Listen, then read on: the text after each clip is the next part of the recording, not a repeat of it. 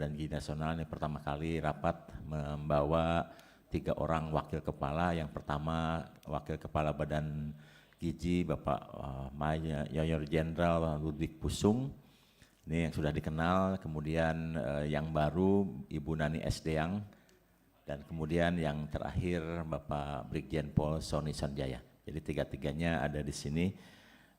Kemudian saya ingin menyampaikan perkembangan mengenai program makan bergizi sampai hari ini. Alhamdulillah sampai hari ini kita sudah bisa membentuk 10.012 satuan pelayanan pemenuhan gizi yang ada di 38 provinsi, di 509 kabupaten dan 7.022 kecamatan. Jadi dengan data yang saya bagikan ke Ibu mungkin masih ada perbedaan karena ini data terbaru. Ini dicetak tadi malam. Tadi malam kita berhasil membentuk 10.012. Jadi di akhir September itu kita mentargetkan 10.000. Alhamdulillah terbentuk 10.012. Jadi kita melebihi target 12. Dan insya Allah penyerapannya juga akan semakin besar karena satu SPPG berdiri maka penyerapannya akan bertambah antara 900 sampai 1 miliar. Jadi 5 hari ke depan penyerapan badan gizi akan bertambah 5 triliun. Kemudian kami ingin sampaikan bahwa untuk pemantauan badan gizi, next slide, itu kita bagi 3 wilayah. Ada wilayah 1 di Sumatera, wilayah 2 di Jawa, dan sisanya Indonesia Timur. Dan kami perlu sampaikan bahwa pembentukan satuan pelayanan pemenuhan gizi ada 2 periode yang terlihat jelas, yaitu periode dari Januari sampai Juli kita berhasil membentuk 2.391 SPPG, sementara dari 1 Agustus sampai 30 September kita berhasil membentuk 7.621 SPPG, dan terlihat sebaran kasus terjadinya gangguan pencernaan atau kasus di SPPG terlihat dari 6 Januari sampai 31 Juli itu tercatat ada kurang lebih 24 kasus kejadian, sementara dari 1 Agustus sampai malam tadi itu ada 51 kasus kejadian. Jadi yang terakhir kejadian kemarin ada di Pasar Bo dan juga di Kadungora. Dan Kadungora ini hal yang tidak terduga karena sebetulnya SPPG memberikan makanan 2 kali.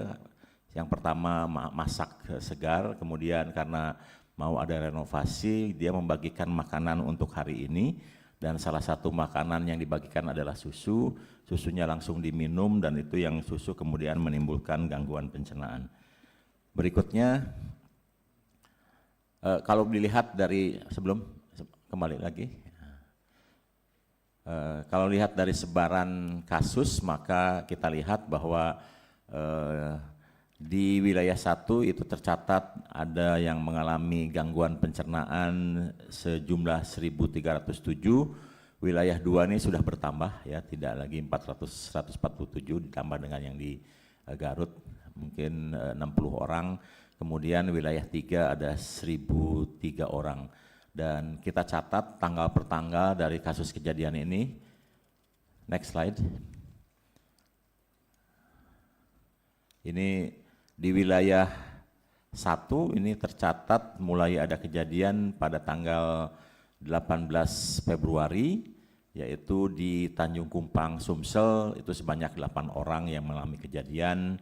Dan terakhir kita lihat kejadian pada tanggal 25 September ada 2, ada di Karimun Lakam Timur 14 orang, kemudian di Kota Palembang Kaldoni 12 orang. Itu yang tercatat di wilayah 1.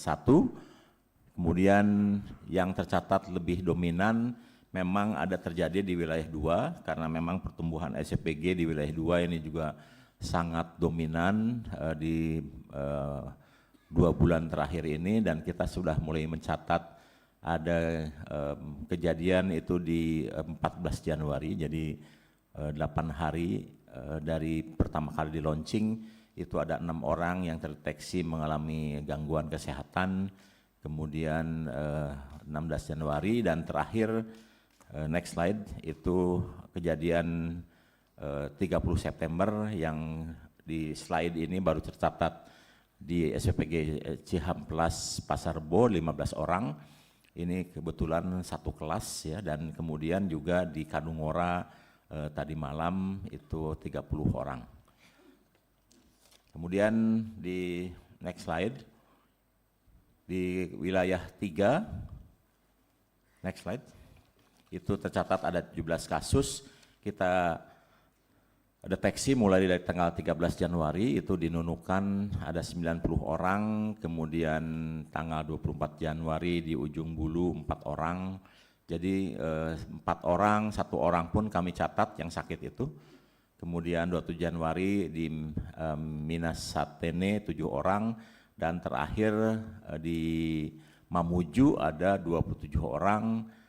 Yang paling besar terkait dengan kejadian di wilayah 3 ini ada di Banggai, yang memang ini jumlahnya kurang lebih 330 orang, dan penyebabnya diakibatkan karena suppliernya diganti. Jadi menu yang disajikan adalah ikan cakalang.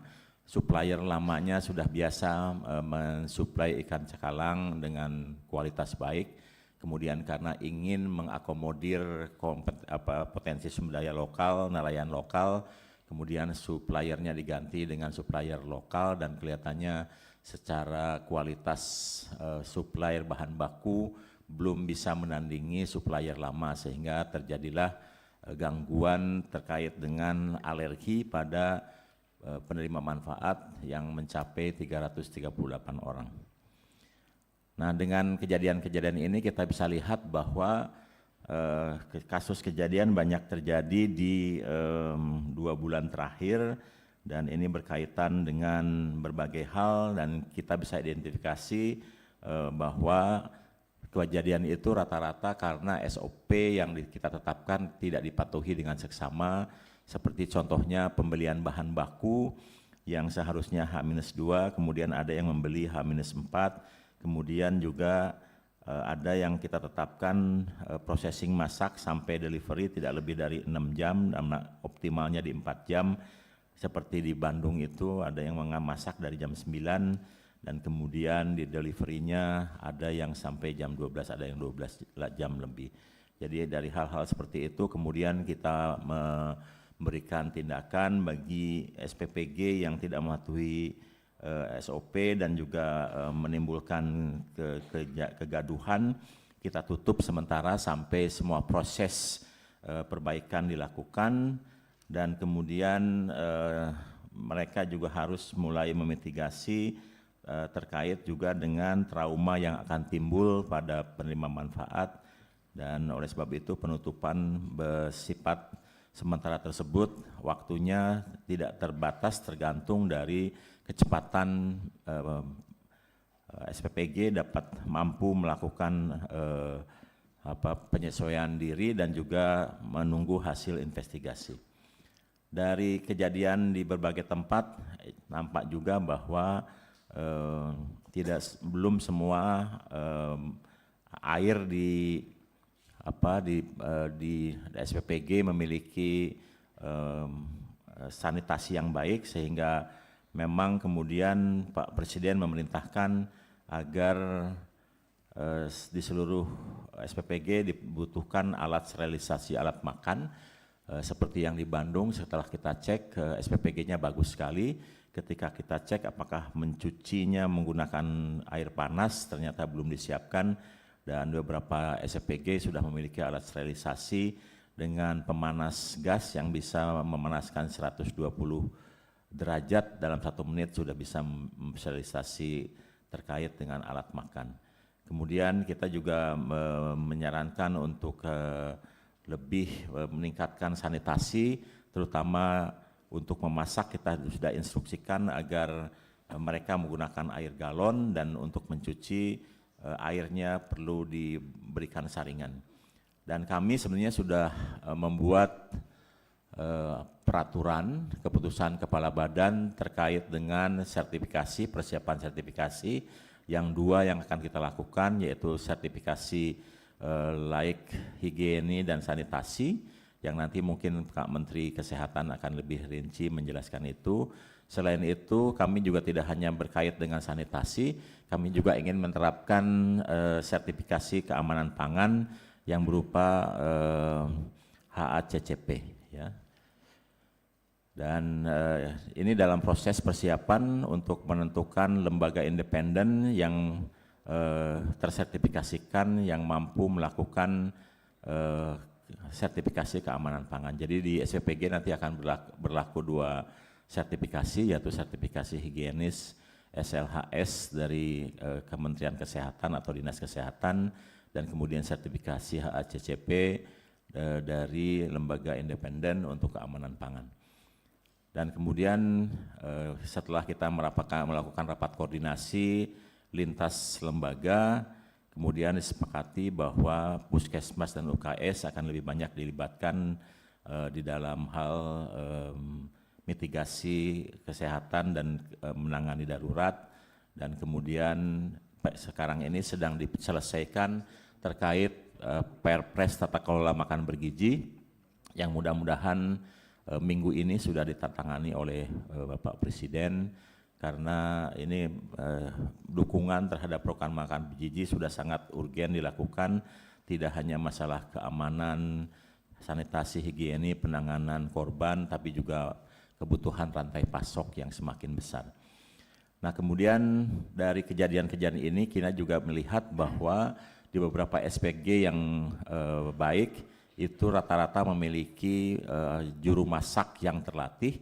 Oleh sebab itu kami sekarang sudah meminta dan menginstruksikan kepada seluruh SPG agar didampingi oleh ahli masak yang terlatih. Kemudian untuk beberapa SPG yang masih kemampuannya terbatas, kita akan menerapkan pembatasan penerima manfaat maksimal 2.500. Kemudian ada permintaan dari komite sekolah agar dilibatkan dalam pengawasan MBG, dan tentu saja kita akan melakukan pelatihan berulang untuk para penjamah makanan yang kita lakukan setiap 2 bulan.